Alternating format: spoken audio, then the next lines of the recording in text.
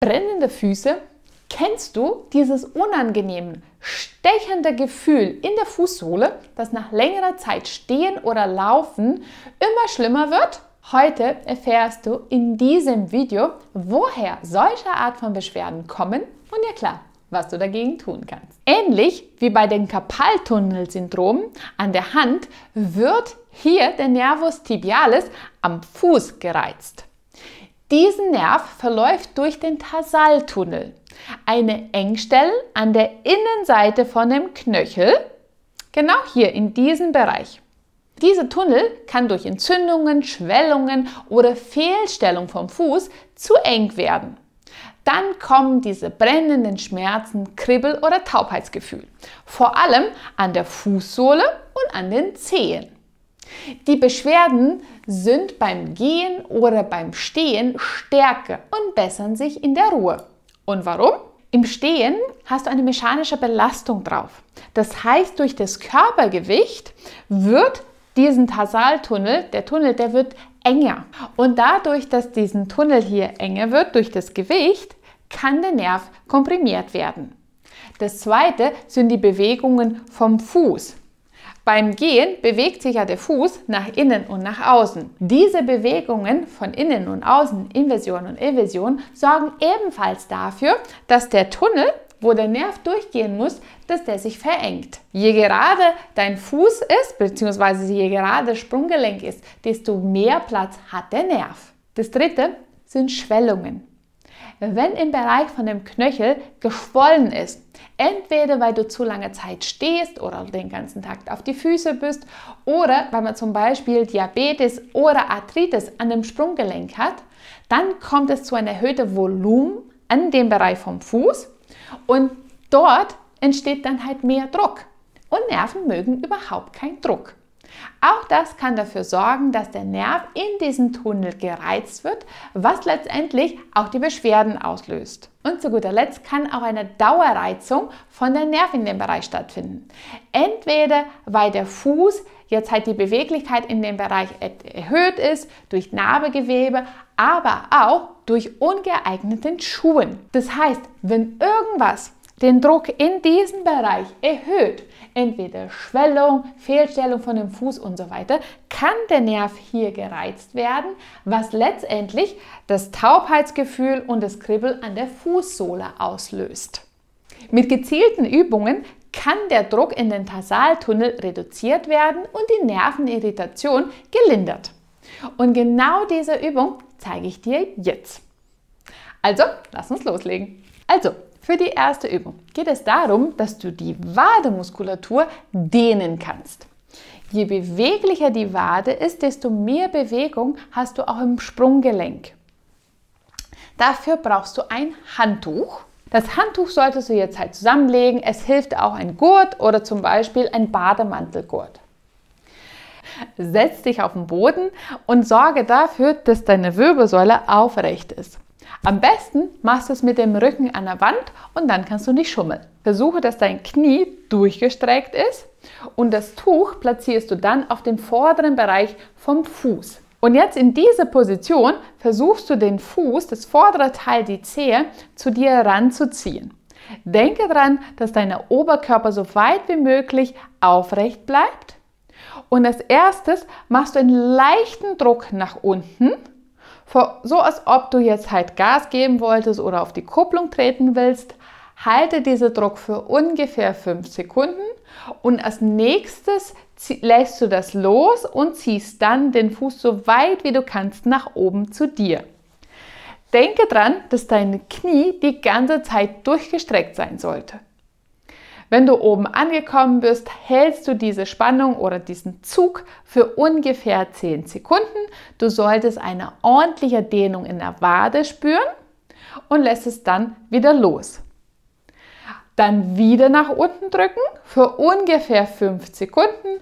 Achte darauf, dass der Druck sowohl unter den Großzeh als auch unter den Kleinzehbereich ist. Mit dem kompletten Ballenbereich sozusagen drückst du nach unten. Hältst es für 5 Sekunden, lässt es dann los und ziehst es dann wieder zu dir heran.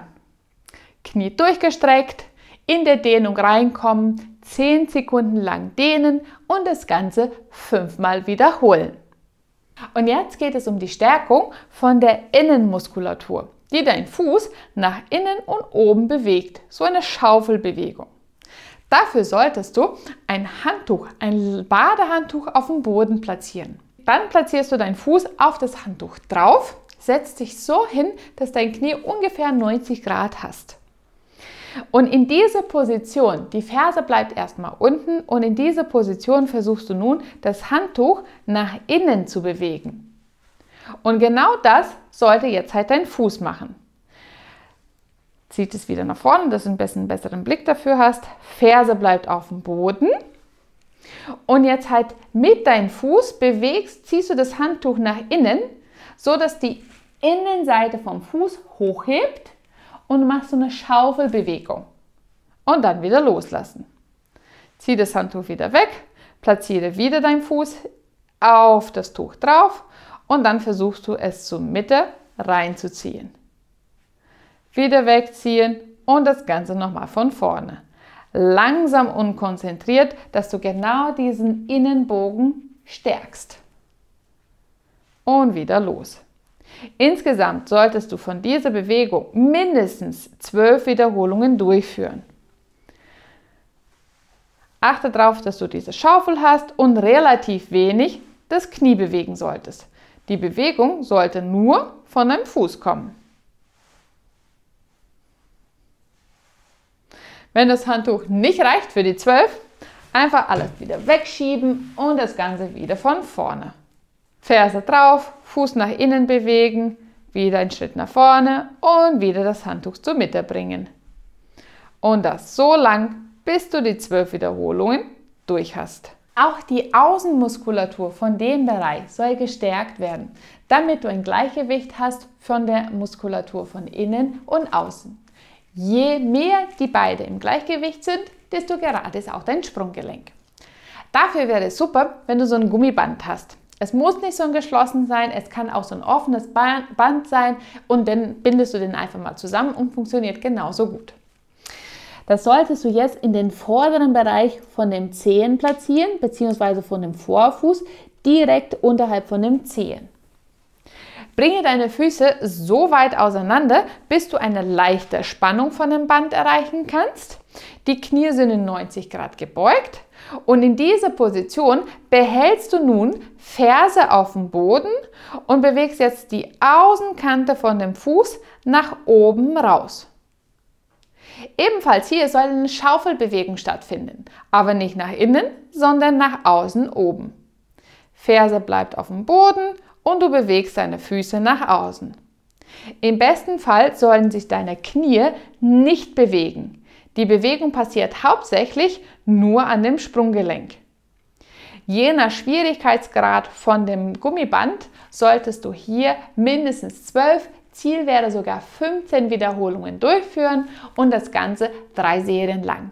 Wenn du einfach das Willen hast, etwas für deine Gesundheit zu tun, dann wirst du überrascht sein, welche Ergebnisse du erreichen kannst. Mit einfachen Übungen von zu Hause aus, mit relativ weniger Material, kannst du schmerzfreier werden, mehr Beweglichkeit und auch mehr Kraft erreichen. Wenn du mehr erfahren möchtest, dann abonniere meinen Kanal. Und weiter geht's mit der Stärkung von dem Zeh- und Fußmuskel. Genau das ist extrem wichtig, damit dein Fuß stabiler ist. Und ebenfalls hier brauchst du jetzt so einen kleinen Gummiband. Du solltest dich wieder hinsetzen, deinen Fuß jetzt etwas nach vorne strecken, damit du mehr als 90 Grad Beugung hast im Knie. Das Gummiband solltest du jetzt so weit wie möglich nach vorne, vor allem im Bereich von den Zehen platzieren. Dann ziehst du das Gummiband zu dir ran, sodass eine Vorspannung vorhanden ist. In dieser Position, Vorfuß hoch, solltest du als erstes versuchen, die Zehe zu krallen. Und deswegen ist es wichtig, dass die gesamte Zehe in den Gummiband drin sind. Also krall zuerst den Zehen und dann beweg den Fuß nach unten Richtung Boden. Lass es dann wieder los und bewege es dann wieder nach oben. Hier kannst du auch sehr gerne das Gummiband auch doppelt oder sogar dreifache nehmen, weil du brauchst schon eine ordentliche Spannung. Diese Muskelgruppe ist gar nicht so schwach. Also, gesamten Zehe ran, erstens Krallen, auch den großen Zeh krallen und dann den Fuß nach unten bewegen. Wieder loslassen, den Vorfuß nach oben bewegen lassen, Zehen krallen und dann nach unten. Behalte die Zehe gekrallt, lass es dann langsam wieder los und wiederhole das Ganze für 12 Mal. Mindestens 2 Sehnen solltest du davon beibehalten und deine Ferse soll die ganze Zeit auf dem Boden bleiben. Und die letzte Übung ist unter anderem auch dafür, dass du die Schwellung in den unteren Bereich, in den Knöchel, auch reduzieren kannst. Gleichzeitig stärkst du auch die Muskulatur. Dafür solltest du dich aufrecht hinstellen. Deine Füße sind hüftbreit auseinander und in dieser Position wirst du abwechseln. Am besten ist es, wenn du es vor dem Spiegel machst, weil es ist ganz wichtig, dass du die gerade Haltung auch beibehältst. Ja? Ein Fuß hochheben, sodass die Ferse hochkommt und den gesamten Bereich vom Vorfuß, von dem großen Zeh bis zum kleinen Zeh, bleibt auf dem Boden. Wenn du den Fuß von vorne angucken solltest oder könntest, dann würdest du sehen, dann sollte der Sprunggelenk nicht nach außen wegfallen, aber auch ebenfalls nicht nach innen. Dann Ferse wieder runter und das gleiche auf die andere Seite. Und das jetzt in einen Rhythmus, dass du ungefähr, so als ob du jetzt halt am Stepper drauf gehen würdest. Ein Vorfuß hoch und dann die andere. Eine Ferse heben und das andere wieder senken. Und das ist jetzt halt nach Zeit. Du solltest mindestens 1 Minute, Ziel wäre sogar 2 Minuten, diese Bewegung langsam und kontinuierlich durchführen. Du solltest die Spannung in der Wade vor allem spüren. Achte darauf, dass du, wenn von oben nach unten schaust, dass dein Knie sich immer direkt über deine Füße bewegt. Das heißt, dass deine Beinachse in einer Linie ist. 2 Minuten lang langsam und intensiv die Wade bearbeiten. Und gleichzeitig Beinachse und Sprungstabilität. 3 Wiederholungen von ungefähr 90 bis 120 Sekunden. Und dann ist auch unsere letzte Übung zu Ende. 2 kleine Tipps für den Alltag, wenn du mit einem Intersaltunnelsyndrom zu tun hast. Das erste, achte darauf, dass deine Schuhe nicht zu eng sind in dem Bereich von den Knöcheln. Genau hier, wo der Tarsaltunnel verläuft, da soll nicht so viel Spannung drauf sein. Deswegen, wenn deine Schuhe zu eng geschnürt sind, kann der Nerv dort unter Druck kommen und Nerven mögen keinen Druck. Das zweite, wenn du Akutbeschwerden hast, kann es sinnvoll sein, dass du mit Kälte arbeitest. Platziere so eine kleinen Gel-Pack oder so ein kalter Pack, die nicht in dem Gefrierfach ist, sondern im Kühlschrank. Das platzierst du ebenfalls in den inneren Bereich von dem Knöchel, lässt es 5 Minuten wirken, dann machst du wieder diese Pumpbewegung, was wir jetzt gerade gemacht haben, unsere letzte Übung, und dann wiederholst du das Eispack für nochmal 5 Minuten. Das kann im Akutfall dir sehr gut helfen, deine Schmerzen zu lindern. Ich hoffe, dieses Video hat dir gefallen. Probiere die Übungen aus, die solltest du auch täglich durchführen. Ich danke dir fürs Zuschauen und wir sehen uns bei dem nächsten Video. Ciao!